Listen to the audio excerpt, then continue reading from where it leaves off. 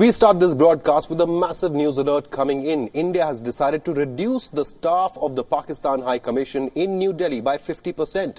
New Delhi has also decided to reduce 50% of its own staff at the Indian High Commission in Islamabad. The decision will be implemented in the next 7 days. Today, India summoned Pakistan envoy to the External Affairs Ministry and conveyed this decision. This after India repeatedly expressed concerns about the activities of officials of the Pakistani High Commission in New Delhi. India says Pakistani officials have been engaged in acts of espionage and have maintained dealings with terrorist organizations. Now that is a massive charge against Pakistani High Commission officials in India.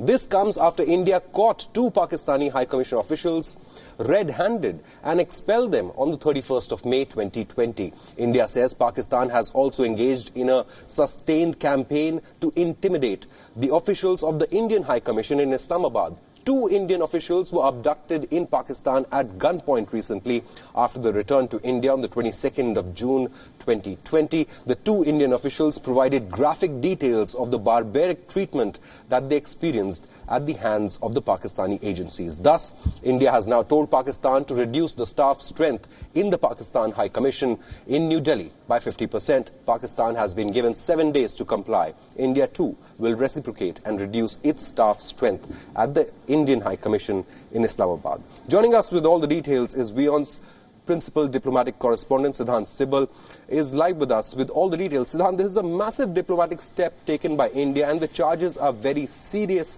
espionage and that the Pakistani High Commission officials were also in contact with terror groups.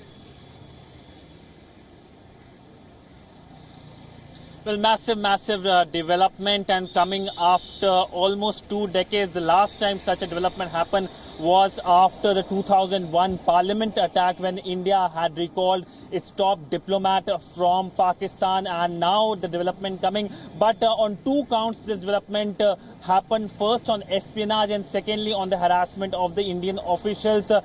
Remember, WION was the first channel to break the story of how 2 Pakistani officials were involved and caught red-handed trying to source top secret information, and now of course the MEA has said the links with terrorists as well. India of course had expelled them within matter of 24 hours, but what followed was series of harassment of the Indian diplomats, including the Indian DHC Gaurav Ahluwalia. We got the videos as well. We have seen the videos how he was chased and tailed when he went to market, and this became a norm in Islamabad against our diplomats. So after the implementation of the decision and the time period, of course, as you have told our viewers, 7 days, which is of course a week's time, the strength on both sides at the Pakistani High Commission here in Delhi and at the Indian High Commission in Islamabad will stand at 55, reduced from the current strength of 110 both sides, which is, and this also shows the deterioration of relationship between the 2 countries. And in fact,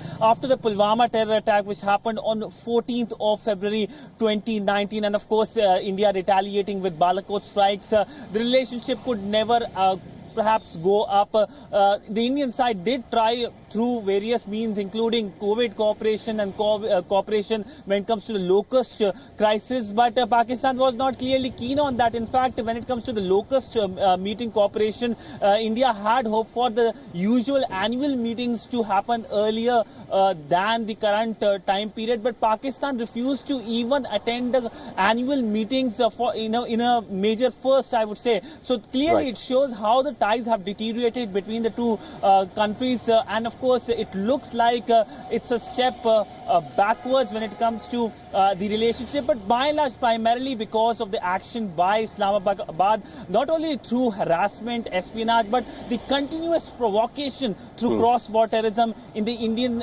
Union territory of Jammu and Kashmir. Siddhant, very quickly, one final question I need to ask you. India recently expelled 2 Pakistani High Commission officials after catching them red-handed involved in acts of espionage. Do we know the details of that? Well, yes, of course, these two officials were trying to source top secret information, and of course, there was a tip-off, and thereafter there was a plan or trap laid by the Indian authorities, and they were caught red-handed in the heart of Delhi in Karol Bagh, which is an area which is visited by a lot of people. In fact, there were videos also which surfaced later of how these officials tried to hope to get information from the so-called mole they had found, but that was of course a trap laid by the Indian establishment. But the Pakistanis were very keen to have a tit for tat, and they could not, in fact, they find any reason this time around, because remember last time this incident happened of espionage, any Pakistani official caught red-handed, was way back 4 years ago in 2016, when one Pakistani official was found, and immediately Pakistan, in a tit-for-tat move, expelled an Indian official within 2 days. Absolutely. This time they could not find any reason, and that frustration had led to 2 Indian officials being taken by the whisk away, in fact, by the authorities there. But finally, this entire saga coming to an end with the strength being reduced by 50% on both sides of the border. Siddhant Sibal, thank you so much for joining us. Certainly, relations between India and Pakistan have reached a new low. India has now told Pakistan and given Pakistan 7 days to reduce its strength at the High Commission in New Delhi by 50%.